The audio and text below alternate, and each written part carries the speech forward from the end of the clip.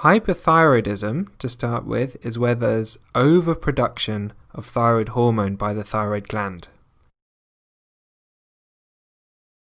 Thyrotoxicosis refers to an abnormal and excessive quantity of thyroid hormone in the body. Primary hyperthyroidism is due to thyroid pathology, so it's the thyroid itself that's behaving abnormally and producing too much thyroid hormone. Secondary hyperthyroidism is a condition where the thyroid is producing excessive thyroid hormone as a result of overstimulation by thyroid stimulating hormone. So the pathology is in the hypothalamus or the pituitary producing too much TSH, and that's what's causing the high thyroid output.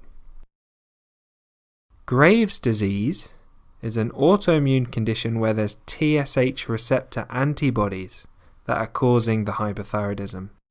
And these TSH receptor antibodies are abnormal antibodies that are produced by the immune system, and they mimic TSH and stimulate the TSH receptors in the thyroid gland and cause them to secrete thyroid hormone.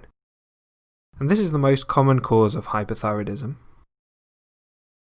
Toxic multinodular goitre, which is also known as plumber's disease, is a condition where there's nodules developing in the thyroid gland, and these nodules act independently from the normal feedback system and continuously produce excessive thyroid hormone. Exophthalmos is a term that's used to describe the bulging of the eyeball from the eye socket, and this is caused by Graves' disease and is due to inflammation, swelling, and hypertrophy of the tissue behind the eyeball that's forcing the eyeball forward.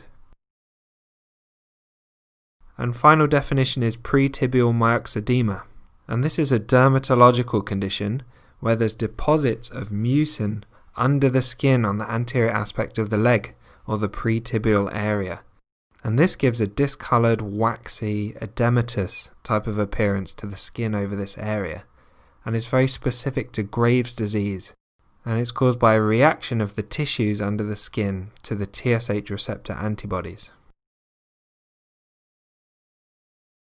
So what are the universal features of hyperthyroidism? So the universal features of having a high thyroid hormone level in the body: anxiety and irritability, sweating and heat intolerance, tachycardia or fast heart rate, weight loss, fatigue. Even though they have a high thyroid hormone level, they're going to feel exhausted all the time.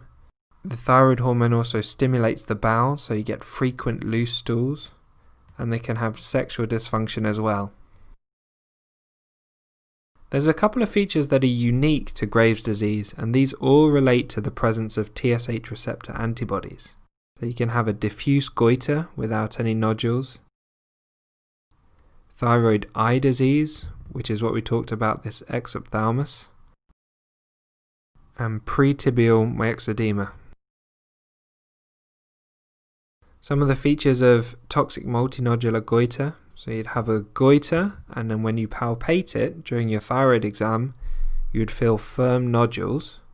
Most patients with toxic multinodular goitre are above 50 years old, and just as a reference point, toxic multinodular goitre is the second most common cause of thyrotoxicosis.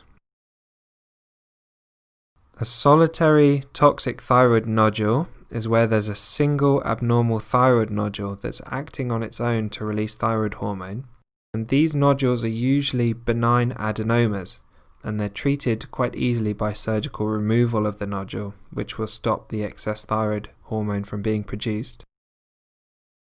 There's a condition called de Quervain's thyroiditis, and this describes a presentation of a viral infection with fever, neck pain and tenderness, dysphagia, and features of hyperthyroidism. And this is where there's a viral infection that's causing a bit of pain and inflammation in the thyroid gland. There's a hyperthyroid phase, and this is followed by a hypothyroid phase as the TSH levels fall due to negative feedback from the high thyroid gland. And then after the hypothyroid phase, thyroid function tests will return to normal.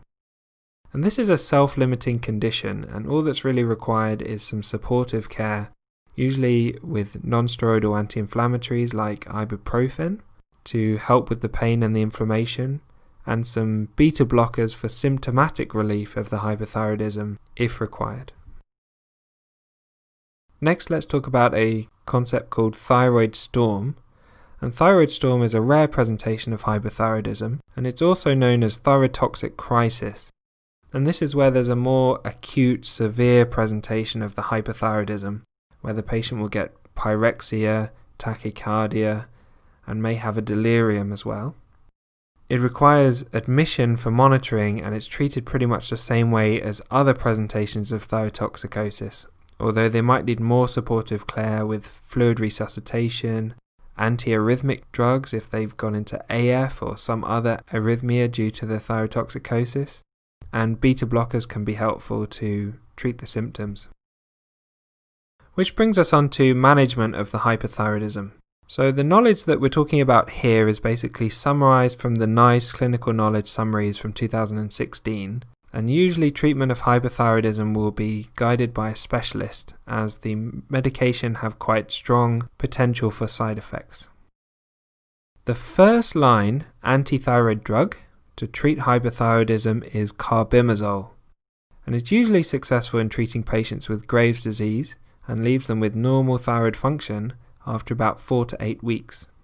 Once the patient has normal thyroid function, they can continue on a maintenance dose of carbimazole, and then either this dose is titrated to maintain normal levels, and this is known as titration block, or the dose is given that's high enough to block all production of thyroid hormone, and then the patient has their thyroid hormone replaced with levothyroxine and titrated to symptoms.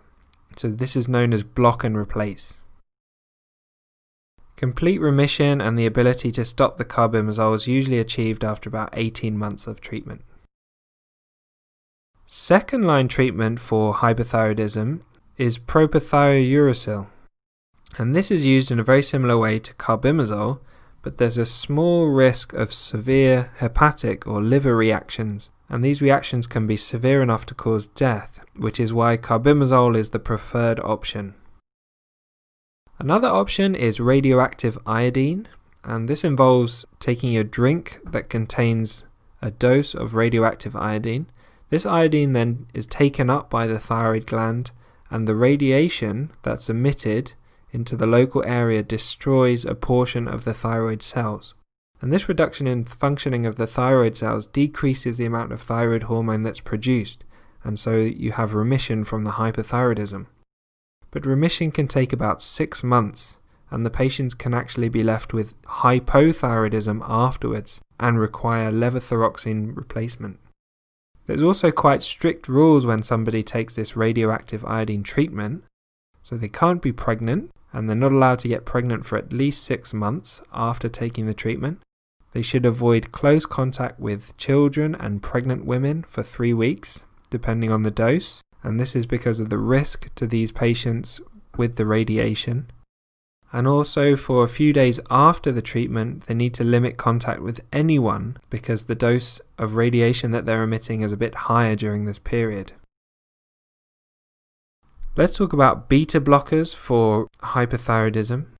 Beta blockers don't actually treat the hyperthyroidism, but they're used to block the adrenaline-related symptoms in hyperthyroidism. These are things like tachycardia, anxiety, sweating, tremor. All of this sort of stuff is improved by blocking that adrenaline drive that you have in hyperthyroidism. Propranolol is a good choice because it non-selectively blocks the adrenaline activity, as opposed to more selective beta blockers that work only on the heart, and they're particularly useful in patients with thyroid storm. Finally, surgery is a definitive option to just remove the whole of the thyroid gland or to remove thyroid nodules. This effectively stops the production of thyroid hormone because you don't have the thyroid tissue to produce the thyroid hormone anymore. However, the problem is the patient will be left hypothyroid post-thyroidectomy and require levothyroxine replacement for life to replace that thyroid hormone that they're no longer producing. So thanks for watching. I hope